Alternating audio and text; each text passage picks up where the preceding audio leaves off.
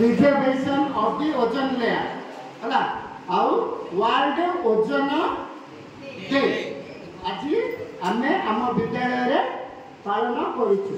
तो 2025 रो थीम हैला from science to global action.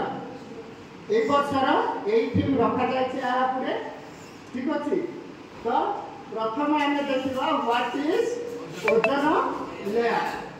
World ozone day formally known as the International Day for the Preservation of the Ozone Layer is observed annually on September 16 to commemorate the signing of the Montreal Protocol in 1987, which aims to protect the Earth's ozone layer from depletion caused by human-made chemicals like CPCS, celebrated since 1994.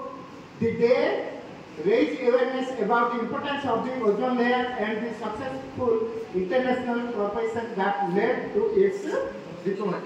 तो आमर मूल लक्ष्य है कौन ना आमे किपरि ozone layer को को करबा सेव करबा होला तापरे आमे फोकस करबा।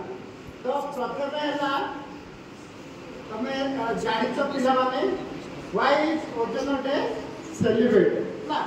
तो प्रथमे आमर जो ओजोन स्तर अछि प्रथमे अछि एक्सोस्फियर अछि देन तापर अछि कोन thermosphere troposphere ozone layer then troposphere. तो स्ट्रेटोस्फियर और ट्रोपोस्फियर मझी रे आमर ओजोन लेयर अछि बाकी तापर तळ अछि कोन आमर पृथ्वी हला। तो आजिकाली आमर पृथ्वी दूषित होबार मूल लक्ष्य कोन मूल कारण कोन हला परिवेश प्रदूषण कराउची गछ कटा जाउची हला विभिन्न प्रकार कारण जोगु आज हमर कोन होची जो सूर्यर डायरेक्ट जो रश्मि कोन होची डायरेक्ट पृथ्वी ऊपर पडुची पडिया फल रे हमर पृथ्वी रा तापमात्रा रे परिवर्तन आसी केतबेले तापमात्रा हाई हो जाउची तो केतबेले लो हो जाउची। तेनु आमे अधिक कोन करचंदी ठंडा दिन में बहुत ठंडा अनुभव कर गरम दिन में बहुत गरम अनुभव कर। तो ठीक अच्छे। तो why is world ozone day celebrated आमे काहे ओजोन डे पालन करू। तो world ozone day celebrated already एरा पैसा छी हला नेक्स्ट आछला what is ozone and its importance. तो ozone layer in the stratosphere absorbs a protein of the radiation from the sun, preventing it from reaching the plant surface. चला तो direct कौन होची सूर्यर किरण वर्तमान जो तुम माने परिवेश प्रदूषण करूछ से परिवेश प्रदूषण लागि कौन होची डायरेक्ट सूर्य किरण डायरेक्ट पृथ्वी पृष्ठ रे से लेयर ओजोन लेयर देकी गति करला हला। तो UVA UVB और UVC ए सब रश्मि कोन होची डायरेक्ट पृथ्वी पृष्ठ रे पडुची ठीक अछि। तो which countries are most affected by ozone depletion. तो को कंट्री कोन होची हमर ओजोन लेयर कोन अधिक देश रे पडुची। तो as the ozone hole over Antarctica is in some instance grown so large as to affect parts of Australia, New Zealand, Chile, Argentina and South Africa.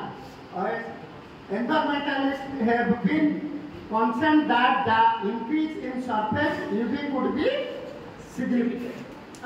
तो एटा होची तार स्ट्रक्चर को देश रे केते प्रकार तार ओजोन लेयर आ केते पॉल्यूशन होची बाकी को कंट्री रा एयर पॉल्यूशन यूनिट केते एटी उदाहरण दिया जाय छै ठीक अछि। तो नेक्स्ट आसला how to protect the ozone layer. आमे ओजोन लेयर को किपरि प्रोटेक्ट करिबा हैला।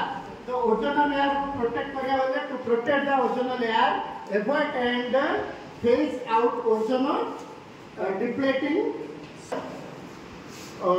halons by purchasing ozone friendly product, maintaining air conditioning and refrigeration equipment to prevent leaks and ensuring।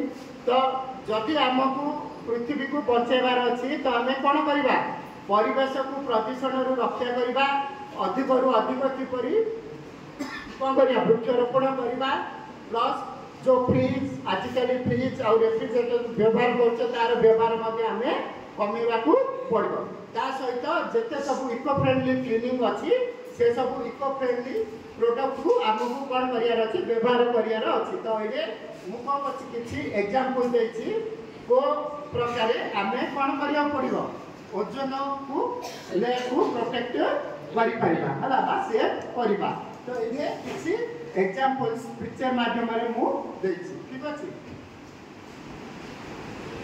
Last हला कंक्लूजन शेष हला तेणु आमे चलो आज शपथ नेबा किपरि आमे हमर ओजन लेयर को सुरक्षित रखिबा ता प्रति ध्यान देबा आमे सुरक्षित रखा सहित आम कौन करा लोक मानक यही प्रकार विभिन्न प्रोग्राम माध्यम विभिन्न गाँव गहली प्रोग्राम कर सचेतन करवा most ozone depletion is the result of human activities making small changes in our habits can make a huge difference in our future तेणु आम जीवन छोटिया परिवर्तन आगर भविष्य को गढ़ी पार as you so social you are rich तेणु यही प्रति आम आमर ओजन लेयर सुरक्षित रखिपर धन्यवाद।